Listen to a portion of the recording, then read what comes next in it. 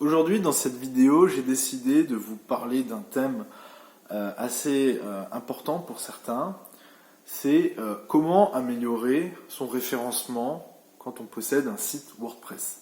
Alors, déjà, si vous vous posez cette question, je vais vous le dire d'emblée, vous faites erreur. Il n'y a pas de référencement WordPress.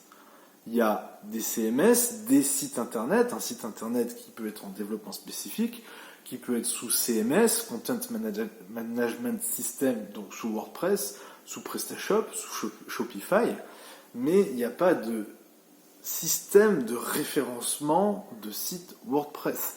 Il y a du référencement, ce sont des techniques qui visent à améliorer le positionnement de votre site internet dans les résultats des moteurs de recherche, mais il n'y a pas de référencement WordPress. C'est pas comme ça que ça fonctionne. Alors effectivement, sous WordPress, on va essayer de mettre en place certaines choses. Sous PrestaShop, on mettra en place d'autres choses. Alors déjà, le premier conseil que je peux vous donner, c'est que si vous avez un CMS WordPress,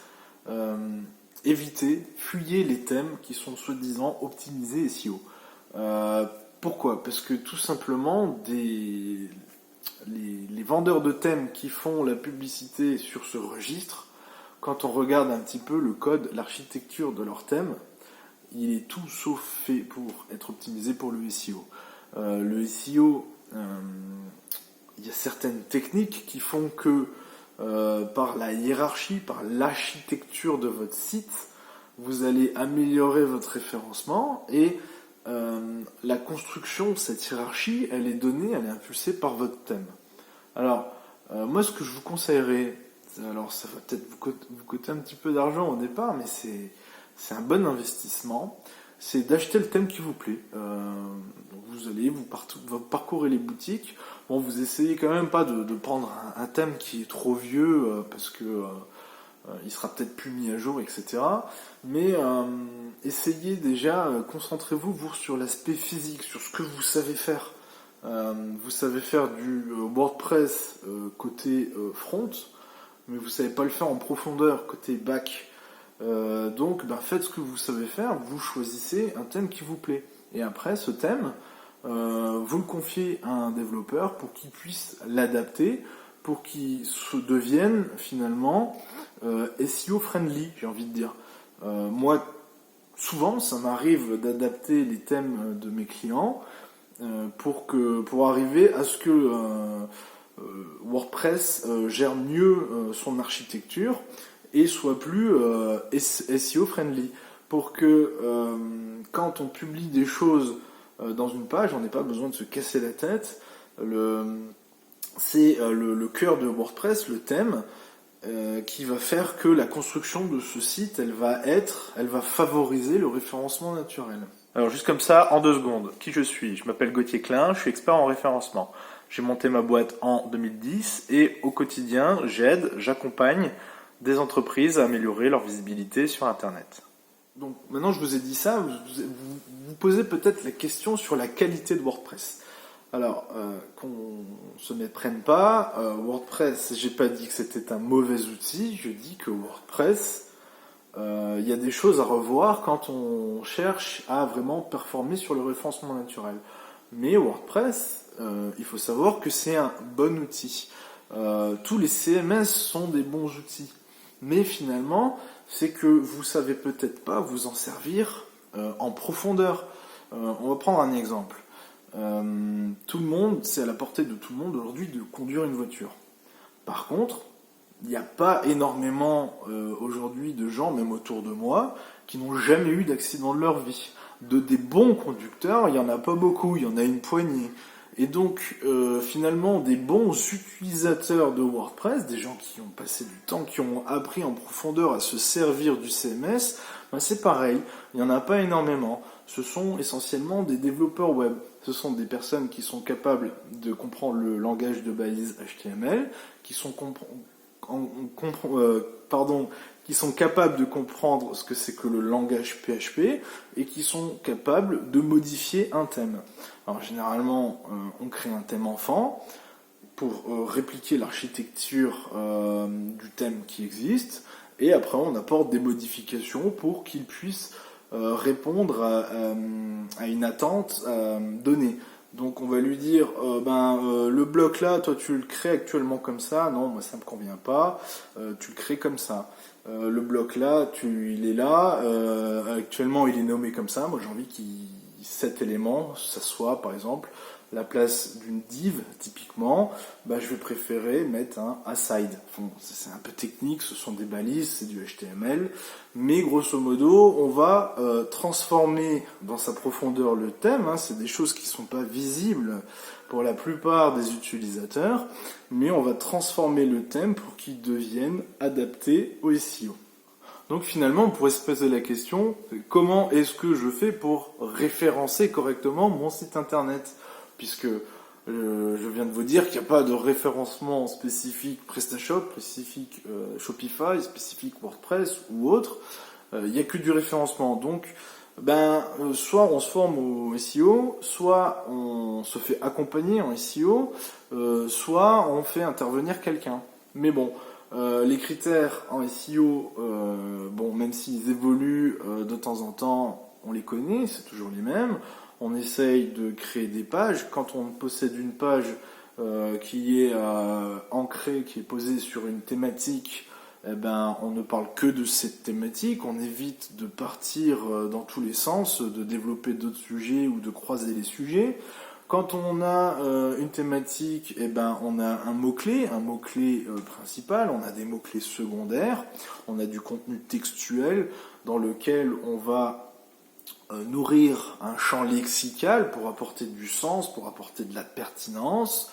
On peut avoir des médias qui sont optimisés pour le référencement naturel en, par exemple, apprenant à nommer correctement l'attribut alt de la balise IMG, dans les images, la petite attribut alt qui sert à donner un nom à une image.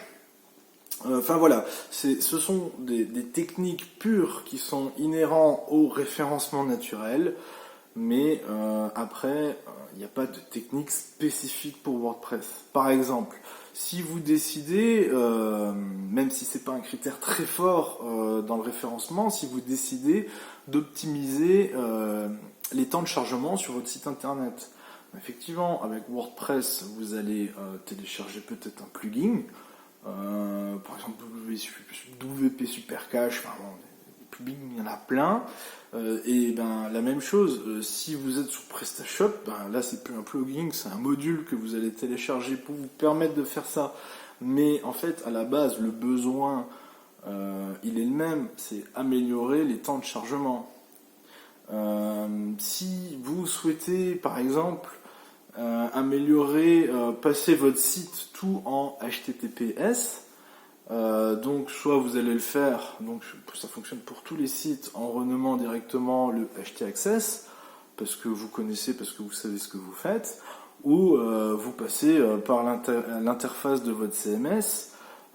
Si vous êtes sur PrestaShop, vous utilisez la fonctionnalité qui est prévue à cet effet, puisqu'elle est directement implémentée dans PrestaShop, ou à ce moment-là, si vous avez WordPress et que vous étiez sur un hébergement en HTTP et que vous souhaitez passer en HTTPS, à ce moment-là, si vous ne savez pas le faire, vous téléchargez un plugin et vous demandez à ce plugin de le faire pour vous.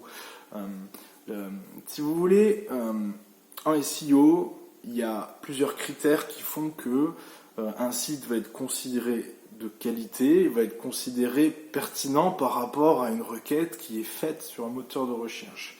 Après, pour arriver à vos fins, notamment sur WordPress, vous allez devoir passer par le biais de plugins si vous ne savez pas mettre les mains dans le code, si vous ne savez pas développer. À ce moment-là, ça peut fonctionner très bien. Vous utilisez les plugins qui sont adaptés à ce que vous souhaitez mettre en place, mais c'est la seule chose qui va vraiment changer avec du référencement classique. Finalement, c'est pas la marque du vélo qui compte, c'est de pédaler. C'est ça ce qu'il faut que vous compreniez. Donc, du référencement WordPress, ça n'existe pas, c'est du référencement tout court. WordPress n'est pas mauvais pour faire du référencement, si tant est que vous ayez un thème qui soit vraiment adapté a une bonne qualité, une bonne structure sémantique. Et si vous n'avez pas un thème qui possède une bonne structure, une bonne architecture, eh ben vous demandez à quelqu'un d'adapter l'architecture de votre thème WordPress.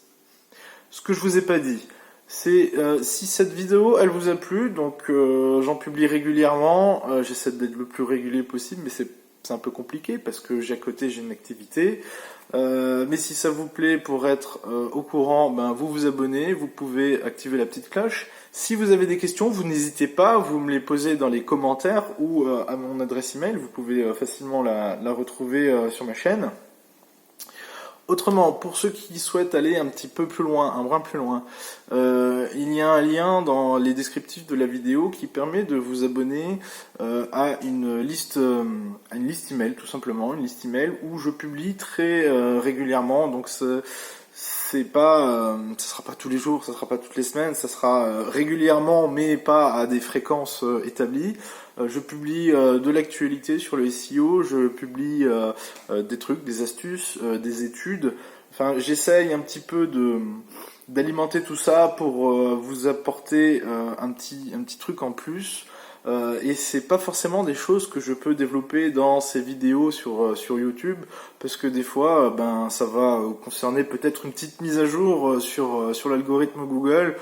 Moi, je vais pouvoir l'expliquer en 5 lignes. Je vais pouvoir vous expliquer vous donner les tenants, les aboutissants, et ça sert à rien. Moi, que je publie une vidéo, que je fasse du contenu pour ça. Donc, c'est pour ça que cette liste d'emails, elle existe. Donc, si ça vous intéresse, si vous voulez vraiment booster vos compétences, si vous voulez vraiment monter en compétences en SEO, abonnez-vous. En plus, c'est gratuit.